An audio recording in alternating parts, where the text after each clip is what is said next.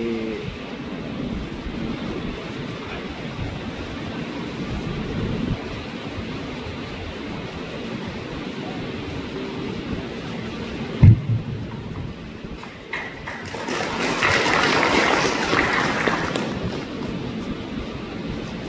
be seated. At this juncture, may we call on Brigadier General Omar V. Orozco, Philippine Army, the newly installed commander of 1st Mechanized Infantry Brigade, to give his message and subsequently introduce the presiding general officer.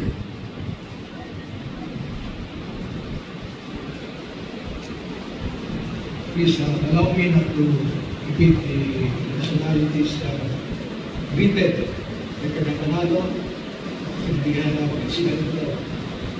Anyway, but allow me to meet a few. Let me greet first our presiding officer, Major General Pedro Sibalisi Jr. Maraming salamat, sir, for having you here personally, kahit na napaka-hectic at naman, sir, yung schedules nyo sa Kapasdahan. Sir, the Commander of the Joint Task Force Central, Major General Donald Miran, sir, Kapanimik,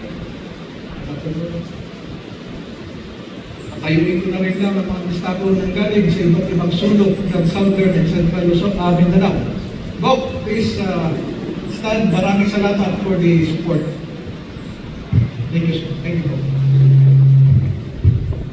So to my family and friends, si Brian, also the brother, and his wife Joanne, and the cousins, former Tantanang Mayor Toto Ben Figueroa,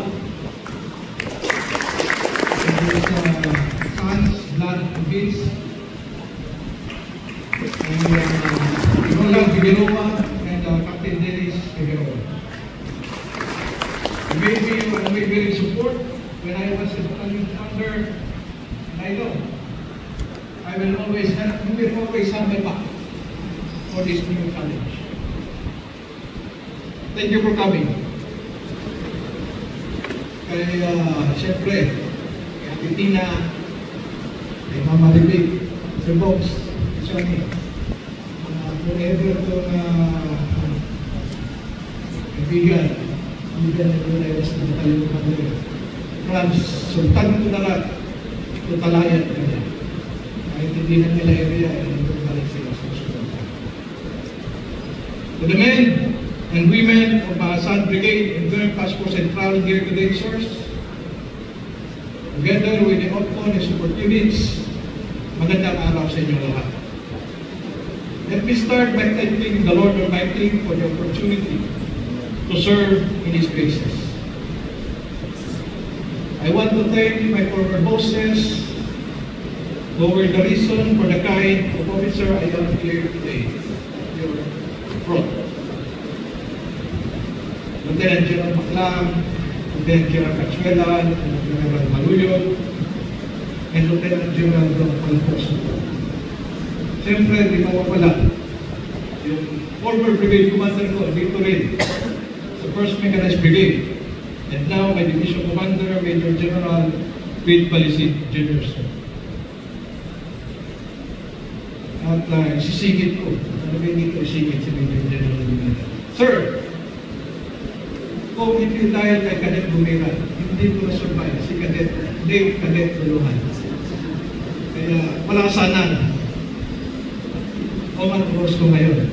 Kung hindi niya, napakabit kasi squad leader ko.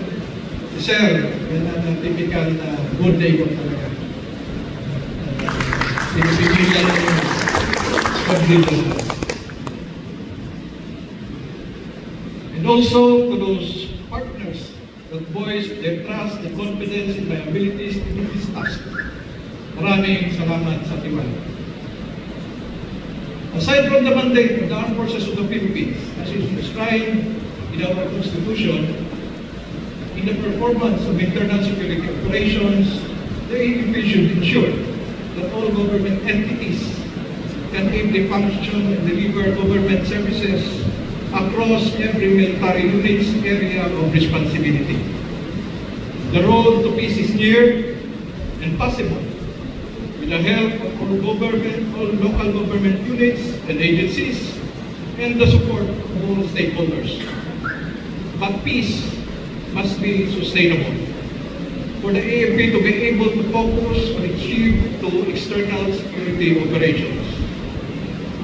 I have implemented the Partners for Peace program when I was the battalion commander of Tumik Battalion, and I hope I can be able to re-implement it at a higher degree this time. This program is a partnership between the Army, the LGUs, the MILF, and the MNLF. This is to ensure cooperation to protect communities from enemy incursions and making every barangays as haven of peace and security for the people.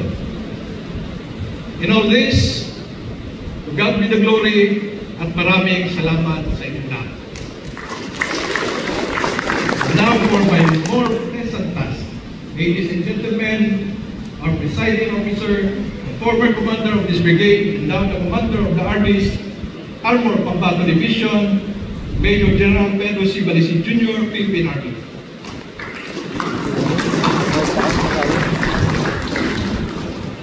Thank you, Omar. Kindly please take your seats.